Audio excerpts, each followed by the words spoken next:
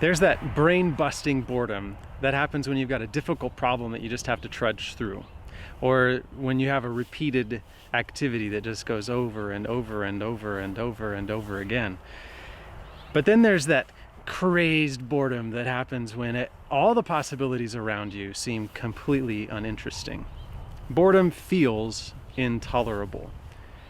The one person once told me that there's nothing that you can't tolerate except death, because you're dead. Well, anyway, boredom is not fun, one way or the other. But ironically, it is quite interesting.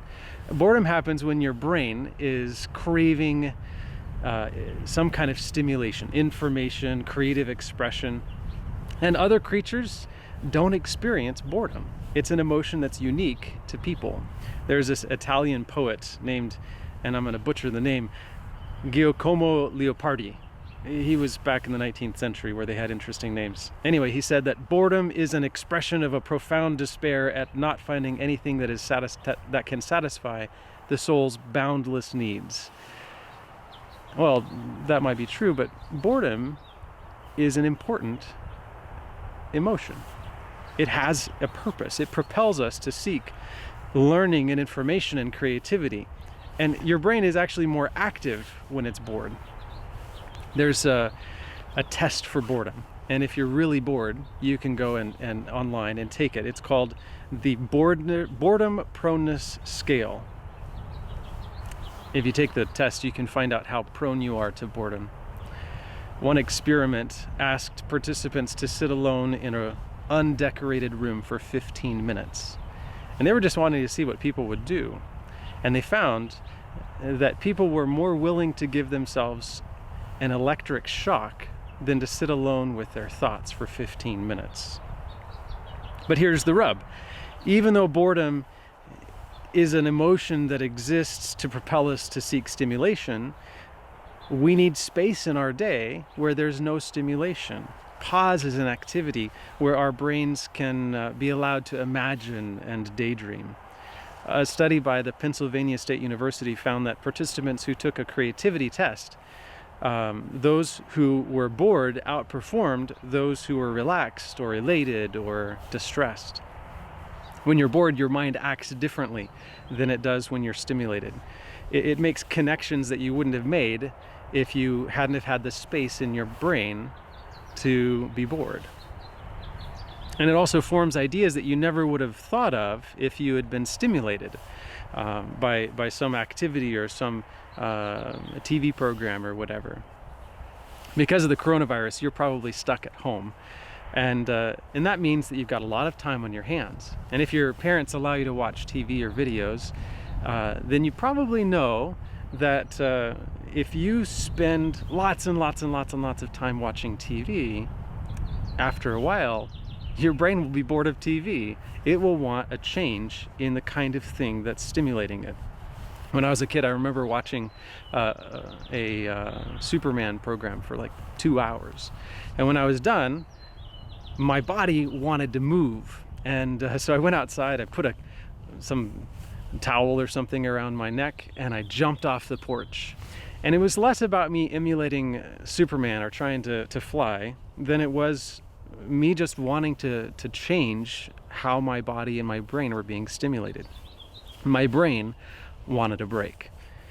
Every person faces this challenge of balancing stimulus and boredom. Stimulation like information and sensory input can be good, but without balance, it ends up fraying our nerves. Imagine if you were to listen to me talk for 8 hours straight. Mind-numbing is the word that comes to my mind. And when your mind feels like oatmeal because it's been working really hard, like on that math problem that you can't figure out for a long time, one of the best things that you can do is simply take a break and give your brain a space for boredom. On the other hand, if you're bored for a while, now might be a good time to do something creative, to seek out the answer to a question that you have, to try to stretch your imagination a bit, or to go back to that math problem again and figure it out. The Bible expresses this need for balance between the extremes of stimulating activity and periods of boredom. Proverbs 6 and 11, a wise person said this: "Go to the ant, you lazy person, observe its ways and grow wise. The ant has no commander, officer, or ruler. Even so, it gets its food in the summer, it gathers its provision at harvest. How long, lazy person, will you lie down? When will you rise from your sleep? A little slumber, a little sleep, a little folding of the arms to lie down, and poverty will come on you like a prowler, destitution like a warrior." Well, that's get to work, get busy, go seek some stimulation or some learning or some activity. But the Bible also has the opposite extreme as well. Isaiah 30:15, "In returning and rest you shall be saved. In quietness and in trust shall be your strength." In Psalm 46:10, it says, "Be still and know that I am God." And in Psalms 37:7, it says, "Be still before the Lord and wait patiently for him." And if you look at Galatians chapter 5, you'll read the fruits of the Spirit in verses 22 and 23. And there are things like love, joy, peace, patience, kindness, goodness, faithfulness, gentleness, and self-control. And when you look at that list, you can't help but see boredom in the mix. I mean, think about it. Watching a video, you're not likely to be daydreaming about ways that you could be loving or kind or thoughtful for somebody. But you might think about those things when you're bored.